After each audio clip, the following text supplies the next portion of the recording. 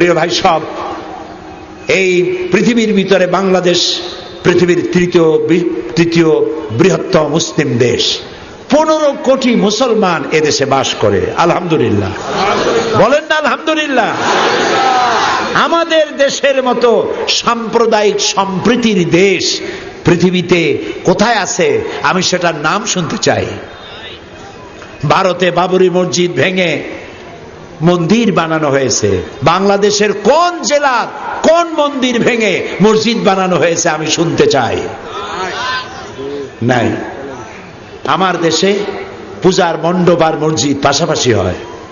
আমার পিরোজপুরে শহরের কেন্দ্রীয় মসজিদের পাশেই 10 দিন পূজার মণ্ডপ বানায়া দুর্গা পূজা করে, ঢোল বাজায়, গান গায়। কোন মুসলমান বলে না মসজিদের পাশে ঢোল বাজাইতে পারবে না। আবার হিন্দুরাও এত ভদ্র, আজানের সময় ঢোল বাজায় না, নামাজের সময় ঢোল বাজায় না। রোজার পূজা একসাথে হয়েছে, ওরা রোজা ডিস্টার্ব করে নাই আর মুসলমানেরা পূজা ডিস্টার্ব করে নাই। খালি কয় ঠিক আলহামদুলিল্লাহ কইতে পারো না? এ হচ্ছে সেই দেশ যেখানে সাম্প্রদায়িক সম্প্রীতি সব থেকে সমুজ্জ্বল। বাংলাদেশ বিগত 1000 বছরের সাম্প্রদায়িক সম্প্রীতির উজ্জ্বল দৃষ্টান্ত স্থাপন করেছে, দুনিয়ায় কোথাও নাই। প্রিয় ভাই সব, এ হচ্ছে সেই সুন্দর দেশ। আমি বিদেশে গেলে, মধ্যপ্রাচ্যে সহ বিভিন্ন জায়গায় গেলে লোকেরা বলে এত ইসলাম ইসলাম করেন, ইসলামের পূর্ণাঙ্গ আইন তো কোথাও নাই। যদি কোথাও হয় 16 আনা আইন, পরিপূর্ণ আইন তো কোথায় হবে বলে মনে হয়? আমি বলি যে আল্লাহর ইসলামের আইন যদি পরিপূর্ণভাবে কোথাও হয়, আমার বিশ্বাস তা আমার 56,000 বর্গ মাইল বাংলাদেশে সকলের আগে হবে ইনশাআল্লাহ। আমি হতাশ নই, আমি মন ভাঙা নই, আমি হতোদ্দাম নই। আমি জানি বদরের বিজয় হয়, ওহদের পরাজয় হয়, আর তারপরেই ফতে মক্কা হয়। ভয় পাওয়ার কোনো কারণ নাই। প্রিয় ভাই সব, এ বাংলাদেশ একটি স্বর্ণের দেশ। আলহামদুলিল্লাহ আমরা মিলেমিশে আছি, মিলেমিশে থাকতে চাই। আমাকে যখন প্রশ্ন করা হয় কিভাবে এই দৃঢ় প্রত্যয় আপনার জন্মালো, আমি বলি আমার দেশে 3 লক্ষ মসজিদ আছে। এই মসজিদের আজান শুনে, ফজরের আজান শুনে আমার 15 কোটি মানুষের ঘুম ভাঙে। আর রাতের বেলায় এশার আজান শুনে আমার লোকেরা নামাজ পড়ে ঘুমোতে যায়। আমার চাষিরা ফজরের নামাজ পড়ে, নিরন্ন চাষি, ঘরে খাবার নাই, পরোটা নাই, কালাইয়ের বড় বড় রুটিও বানাবার তাদের তৌফিক নাই। পান্তা ভাত খাইয়া গামছা কোমরে বাঁধা তারপরে গরু নিয়ে হাল চাষ করতে যায়। চাষ করতে করতে হাতে ঘড়ি নাই, সূর্যের দিকে তাকিয়ে দেখে সূর্য পড়ন্ত, জোহরে রক্ত হয়ে গেছে। কাদা পানি দিয়া কোন রকম উজু করে কোমরের গামছা খুলে মাথায় বেঁধে ক্ষুধার্ত পেট নিয়ে জমিনের আইনের উপরে দাঁড়িয়ে আমার চাষি আল্লাহকে সেজদা দেয়। এ আমার জাতি, এই আমার মুসলমান। এখানে আহলে হাদিস, এখানে সুন্নি, এখানে বিভিন্ন পীর মুরিদি, এখানে তাবলিগি জামাত, এখানে বিভিন্ন ইসলামী দল, সব মিলে মিশে এখানে ইসলামের জন্য আওয়ামী লীগ, বিএনপি, জামাত ইসলামী, জাতীয় পার্টি, তাবলিগ, কোন লীগ, কোনো কিছু বাধা নয়। ঐক্যবদ্ধভাবে সকলকে শান্তির জন্য এগিয়ে আসতে হবে। যে বিশ্বনবীর সিরাত শুনতে এসেছি, সেই বিশ্বনবীর আদর্শ অনুযায়ী দেশ গড়তে চাই। তাতেই শান্তি, তাতেই মুক্তি।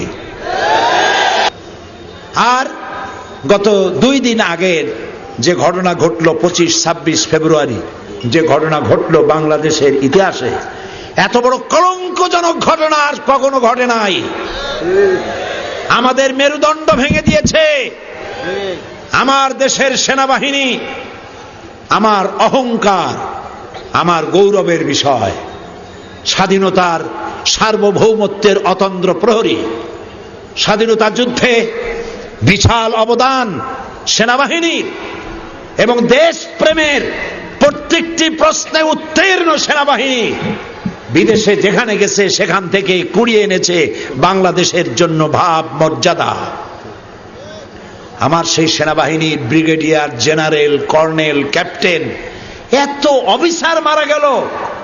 পৃথিবীতে কোন যুদ্ধে, পৃথিবীর ইতিহাস বলে না, পৃথিবীর কোন যুদ্ধে এত অফিসার মারা গেছে ইতিহাস নাই। বাংলাদেশের অপূরণীয় ক্ষতি হয়ে গেল।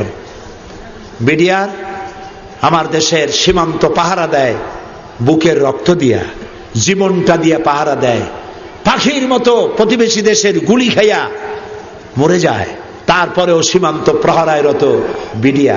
আমার এই শক্তিকে খর্ব করতে এলো যারা, কারা ষড়যন্ত্র করলো, কারা মারলো দিবালোকে দিনের বেলায় গুলি করে, এইভাবে নির্বিবাদে গুলি করে পালায় গেল, অপরিচিত গাড়ি নিয়ে ঢুকলো।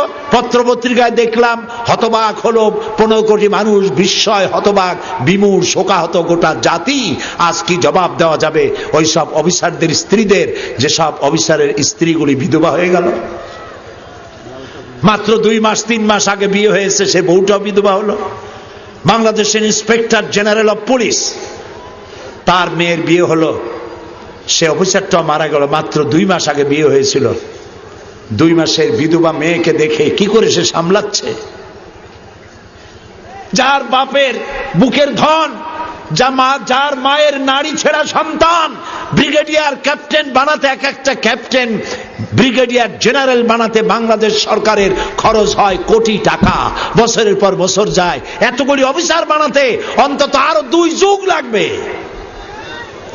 কারা করলো? আল্লাহ, আজকে বিশাল সিরাতুন নবী ময়দান থেকে তোমার দরবারে ফরিয়াদ করি, আমার এত বড় ক্ষতি যারা করলো, সেই দুশমনদেরকে গোটা জাতির সামনে ল্যাংটা বানায় দাও, গোটা জাতির সামনে উলঙ্গ করে দাও, প্রচন্ড শাস্তি, গজব দিয়া, লানত দিয়া ধ্বংস করে দাও। আর একটি বই, একটা প্রশ্ন এসেছে এই যুদ্ধ অপরাধ সম্পর্কে জানার জন্য, প্রশ্ন করেছে, বলছে যে সেখানে নাকি আমার নামও আছে। তো আমি তো সেই ব্যক্তি, 1997 সনে বর্তমান প্রধানমন্ত্রী যিনি, উনি তখন প্রধানমন্ত্রী ছিলেন, ওনার উপস্থিতিতে আমি বলেছি 1971 সনের কোন কাদা আমার গায়ে লাগে নাই। 1974 সন পর্যন্ত বাংলাদেশের কোন রাজনৈতিক দলের নেতা বা কর্মী আমি ছিলাম না।